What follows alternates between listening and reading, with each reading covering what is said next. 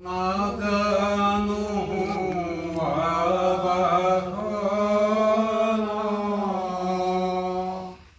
নাজানো বিখজ পূজামত নাজানো তেতিয়া আপোনালোকে ইয়াত দেখিছে এইটো হেত পাথৰ মাৰিছে খালীকৈ আহিবই নোৱাৰি সেইকাৰণে আমি এতিয়া হেলমেট পিন্ধি ল'বলগীয়া হৈছে যেনে পাই তেনে মাৰি দিয়ে পাথৰ দলিয়াই দিয়ে সেইকাৰণে আমি এতিয়া হেলমেট পিন্ধি আমি এতিয়া ঘূৰিবলগীয়া হৈছে হাতত নহয় আজি পৰহি হাতত মাৰিলে আজি ভৰিত মাৰিছে তাৰপৰা আমাক খুৰীক তাৰমানে মাৰিয়ে আছে আজি 3 দিন হ'ল বৰপাচি গাঁৱৰ লীলা গগৈৰ গৃহত আৰু টকনি গগৈৰ গৃহত অপশক্তিৰ প্ৰভাৱত বিভিন্ন উপদ্ৰৱ চলাই আছে। আমি ভূত বুলি নকওঁ, আজি বিজ্ঞানৰ যুগত ভূতৰ মানুহে ভূত নাই বুলিয়ে কয়, কিন্তু মই যিহেতুকে আজি বহুত বছৰ হ'ল ৰাতি ৰাতি ঘূৰি ফুৰিলোঁ, কোনো জেগাত তেনেকুৱা আজি ইমান 55 বছৰ হ'ল বয়স, আজিলৈকে কোনো ভূতৰ মানে হেৰি নাপালোঁ। কিন্তু আজি কালিলৈকে মই বিশ্বাস কৰা নাছিলোঁ, কিন্তু আজি ৰাতিপুৱা আহি মই যেতিয়া দেখিলোঁ এজন গাঁৱৰে যুৱকক যেতিয়া পাথৰে মূৰত মাৰিলে, 3টাকৈ চিলাই পৰিছে তেখেতৰ, সেই মানে ঘটনাটোৰ পৰা মই বিশ্বাস কৰিবলৈ বাধ্য হ'লোঁ। আৰু আমি ভকতসকলে 7 দিন ভাগৱত পাঠৰ যোগেদি অপশক্তি দূৰৰ বাবে আমি প্ৰাৰ্থনা জনাইছোঁ, যেন তেখেতসকলৰ গৃহত শান্তিৰ বাস কৰে, অপশক্তি দূৰ হয়,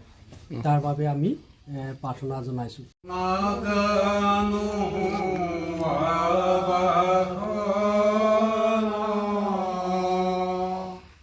নাজানো বিখজ পূজামত নাজানো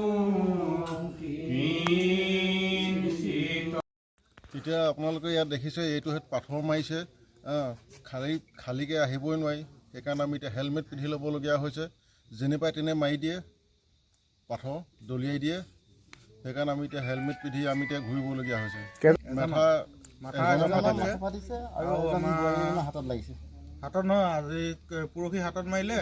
আজি ভৰিত মাৰিছে তাৰপৰা আমাক খুৰীক তাৰমানে মাৰিয়ে আছে আজি 3 দিন হ'ল বৰপাচি গাঁৱৰ লীলা গগৈৰ গৃহত আৰু টকনি গগৈৰ গৃহত অপশক্তিৰ প্ৰভাৱত বিভিন্ন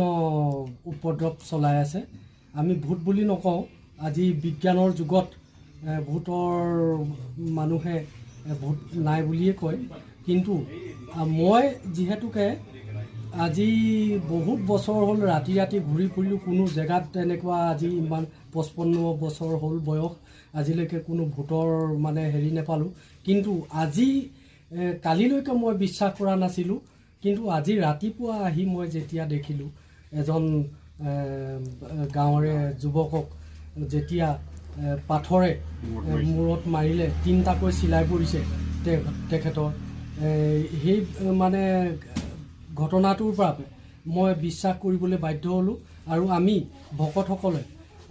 7 দিন ভাগৱত পাঠৰ যোগেদি অপশক্তি দূৰৰ বাবে আমি প্ৰাৰ্থনা জনাইছোঁ, যেন তেখেতসকলৰ গৃহত শান্তিৰ বাস কৰে, অপশক্তি দূৰ হয়, তাৰ বাবে আমি প্ৰাৰ্থনা জনাইছোঁ। যিকোনো খবৰৰ বাবে যোগাযোগ কৰক 7099017330 লগতে 7099017110 নম্বৰত।